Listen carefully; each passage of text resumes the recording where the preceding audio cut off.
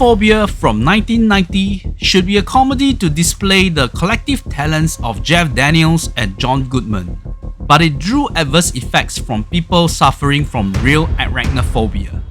Spiders give me the heebie-jeebies, but so do most critters. Even the representation on the big screen like fantasy films such as Lord of the Rings and Harry Potter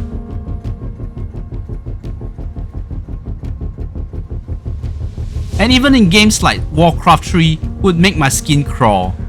In 2023, French director Sébastien Vannichek embarked on a latest offering to make arachnophobes falling into fits or triggered cold sores with his movie Vermins, but better known as Infested in the English-speaking world.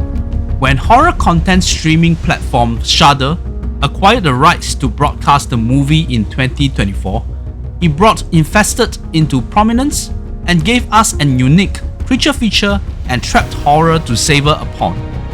A prologue where we saw the origin of these killer spiders in the desert of Middle East, where illegal wildlife hunters come traders were risking their mortality for their trade.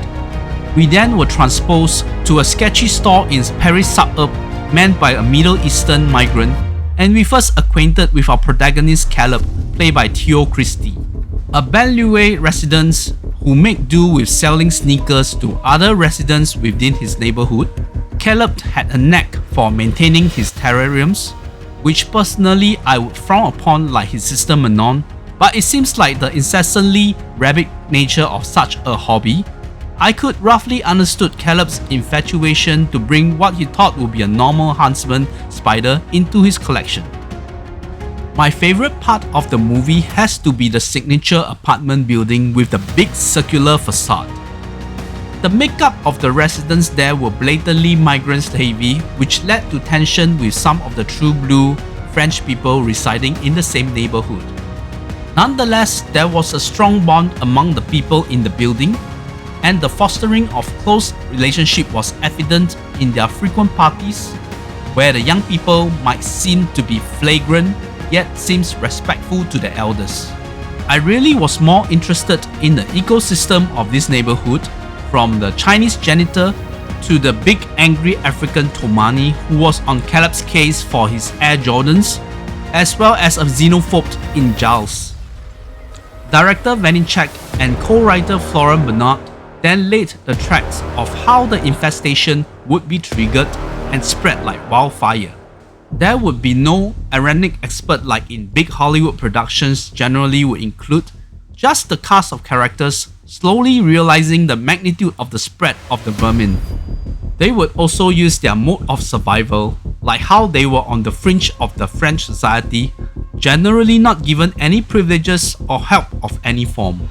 We also slowly see the gruesome demise of the set of interesting supporting characters. Like many of such sub-genre of horror movies, you as audience will be counting down to their tragic fate and how escalating the degree of viscera the death would be. The crescendo of the hopelessness was evident, and we as audience was hanging on the sliver of hope that things would turn for the better for the main characters. At about 100 minutes runtime, it was an easy watch as a good creature feature was hard to come by these days. The whole trapped in one apartment building was something I really dig into.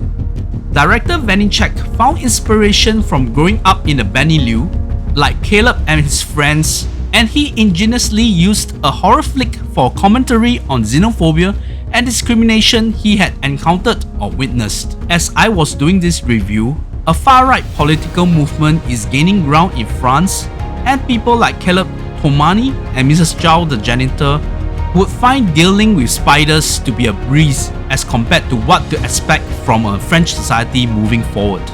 As for the spider itself, Vannichek mentioned he did use real huntsman spiders for some shots, but CGI to populate most of the spider action.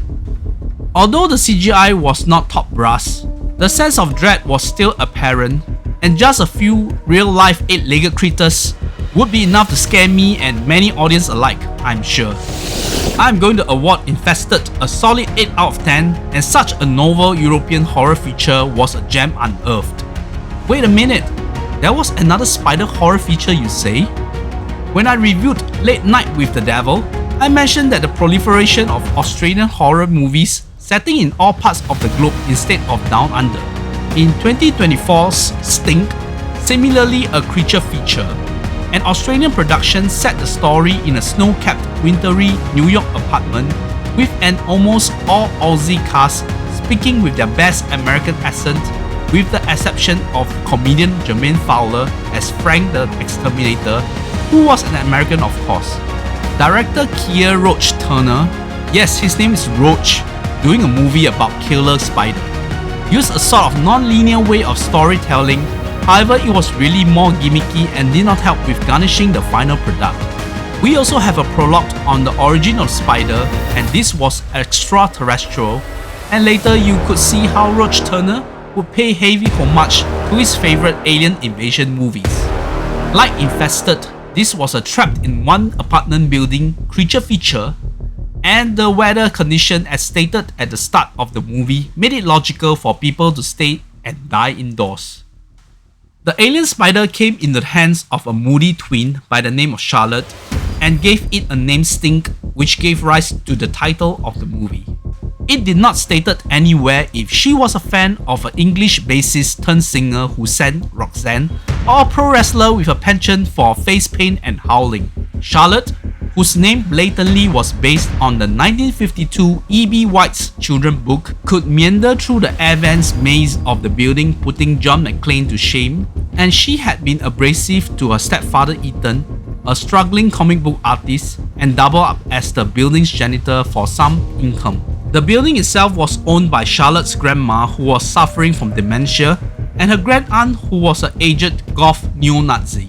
Other notable residents were a grieving Hispanic lady whose backstory was as diluted as most of the movie's plot, and an East Asian confined-in scientist who was like a bootleg Benedict Wong and thought speaking in a monotonous, pedantic manner would make him stand out. It was incredibly hard to care for this set of characters. There was not even joy to derive from seeing them dropping like flies.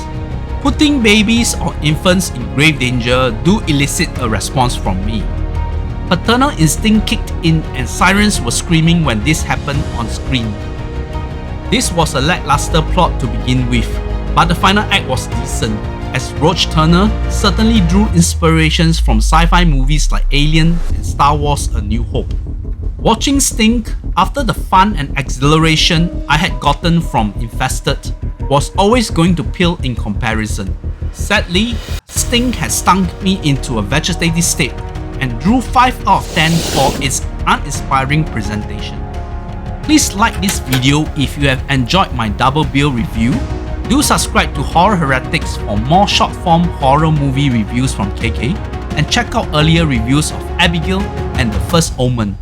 Now do excuse me, for I'm gonna call the pest exterminator to check if there's any stray spiders lingering in my household.